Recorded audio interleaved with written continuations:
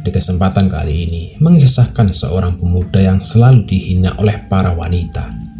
Ia mendambakan cinta namun selalu ditolak. Pemuda miskin ini larut dalam kesedihan meratapi nasib bahwa hidupnya tak pantas dicintai. Hingga ia bertemu dengan seorang yang mengajarkannya ilmu pelet yang sangat ampuh. Dan bagaimana kisahnya? Monggo ditonton sampai selesai. Dan jangan lupa untuk like, komen, dan subscribe.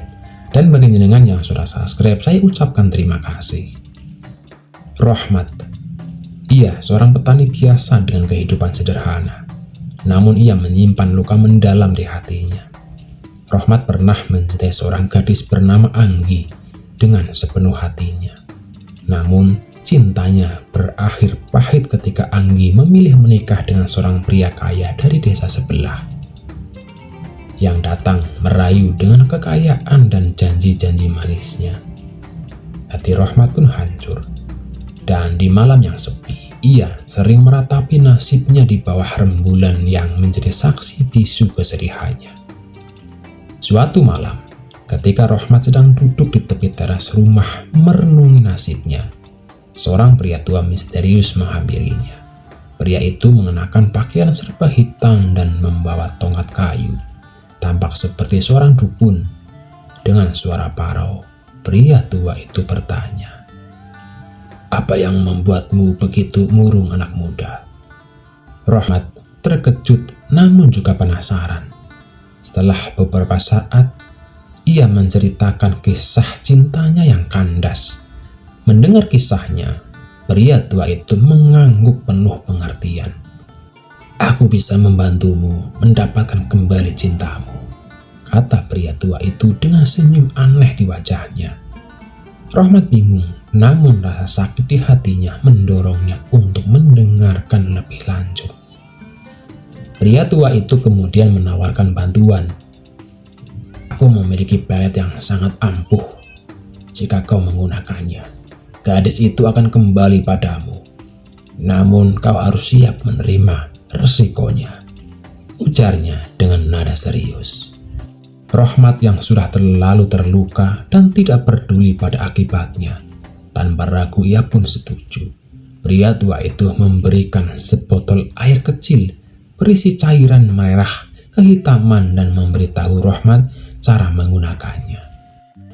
"Rohmat, campurkan ini ke dalam minuman atau makanan yang akan ia konsumsi. Jika berhasil, dia akan kembali padamu dalam waktu 7 hari.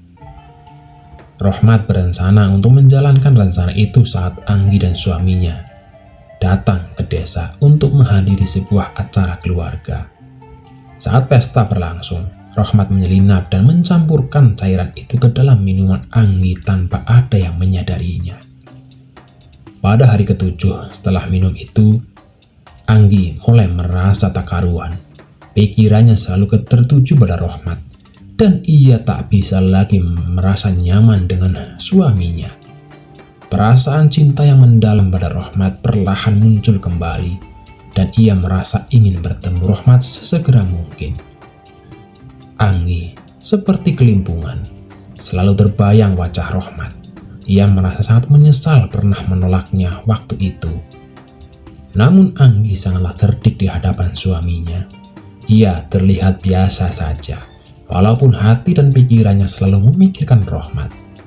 Ia mulai mencari cara agar bisa bertemu dengan Rohmat. Ia meminta nomor HP Rohmat kepada temannya. Dan di suatu malam yang begitu dingin, Rohmat duduk di teras rumah dengan harap-harap cemas akan kemanjuran pelet tersebut. Tiba-tiba saja ada WA masuk. "Assalamualaikum mas, ini Anggi. Mas Rohmat, apa kabar?" Rohmat pun kaget. Apa yang ia harapkan ternyata muncul juga. Mereka asik saling sapa, bercerita tentang banyak hal. Hidup Rohmat mulai bergairah lagi, meskipun ia sadar bahwa apa yang ia lakukan adalah salah. Namun cinta dan dendamnya pada Anggi tak mampu ia biarkan begitu saja. Semakin hari hubungan mereka semakin nyata dan serius.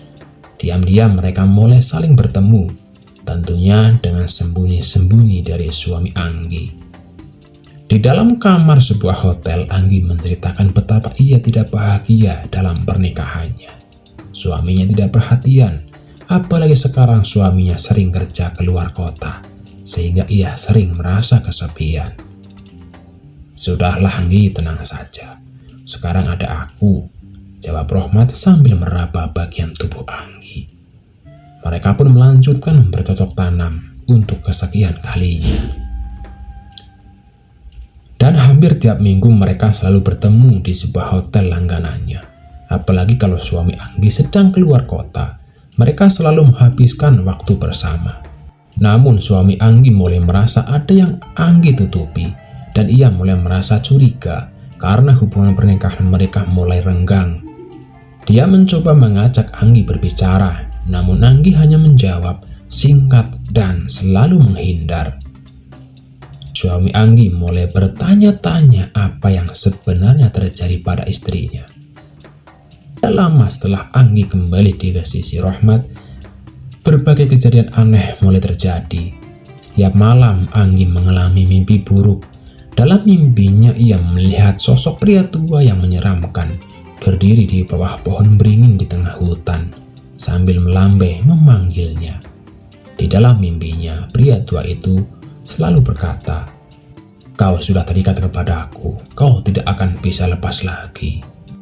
Mimpi buruk itu membuat Anggi semakin terguncang. Ia mulai terlihat pucat dan sering melamun. Rohmat yang awalnya merasa puas karena berhasil mendapatkan Anggi kembali, kini mulai merasa bersalah. Ia tidak menyangka bahwa pelet yang ia gunakan akan membawa teror bagi orang yang ia cintai. Suaminya Anggi yang tak bisa lagi menahan kegelisahannya memutuskan untuk menemui seorang dukun desa. Dukun itu mendengarkan cerita suaminya dan mengamati perubahan pada Anggi. Setelah beberapa saat, dukun itu mengungkapkan bahwa Anggi telah terkena pengaruh ilmu pelet yang sangat kuat. Merasa marah dan terpukul, suaminya mendatangi Rohmat dan menuntut penjelasan. Rohmat akhirnya mengaku bahwa ia telah menggunakan pelet karena sakit hati dan ingin mendapatkan Anggi kembali. Mendengar pengakuan itu, suami Anggi hanya menatap Rohmat dengan penuh kebencian dan meninggalkan rumahnya tanpa sepatah kata pun. Suami Anggi kembali ke dukun dan memohon agar Anggi bisa disembuhkan dari pengaruh pelet itu. Dan dukun itu memperingatkan bahwa untuk menghilangkan pelet, mereka harus mengorbankan sesuatu yang sangat berharga bagi Rohmat. Namun jika tidak, hidup Anggi akan selalu terikat pada pria tua di mimpi buruknya dan perlahan-lahan jiwanya akan terseret ke dunia yang cukup gelap. Rohmat yang dilanda rasa bersalah mendalam akhirnya menemui dukun itu bersama suaminya Anggi. Dukun itu menyiapkan sebuah ritual pemutusan pelet, namun memperingatkan bahwa ini adalah proses yang berbahaya. Dukun itu meminta Rohmat untuk menyerahkan salah satu benda yang paling berharga baginya sebagai pengganti jiwa Anggi yang telah terikat oleh sihir. Renung, Rohmat memberikan cincin peninggalan ibunya, satu-satunya benda berharga yang ia miliki. Dukun itu mulai ritual dengan membaca mantra-mantra dan membakar kemenyan. Di tengah-tengah ritual, terdengar jeritan Anggi dari kejauhan, dan suasana semakin mencekam. Anggi yang saat itu berada di rumah tiba-tiba merasakan sakit luar biasa dan pingsan. Ketika ia sadar, semua bayangan pria tua dan perasaan anehnya pada Rohmat menghilang. Ia menangis memeluk suaminya, menyadari kesalahannya dan merasa sangat bersalah karena telah hampir meninggalkan suaminya itu. Rohmat merasa sangat terpukul. Ia kehilangan cincin ibunya dan bahkan cinta Anggi. Sejak saat itulah, ia hidup dalam kesendirian, menyesali tindakannya yang terlalu menggebu-gebu karena rasa sakit hati. Malam-malamnya kembali dihantui oleh suara-suara aneh. Seolah-olah pria tua itu kini mengincar dirinya sebagai ganti. Hingga pada suatu malam, Rohmat hilang tanpa jejak. Penduduk desa hanya menemukan bekas tapak kaki yang mengarah ke dalam hutan, tepat di mana pohon beringin yang ada dalam mimpi buruk Anggi. Dan sejak itu, Pohon beringin itu diyakini sebagai tempat bersemayamnya arwah pria tua yang pernah menawarkan pelet itu kepada Rohmat. Dan kisah ini menjadi legenda di desa tersebut, mengingatkan para pemuda untuk tidak bermain-main dengan ilmu hitam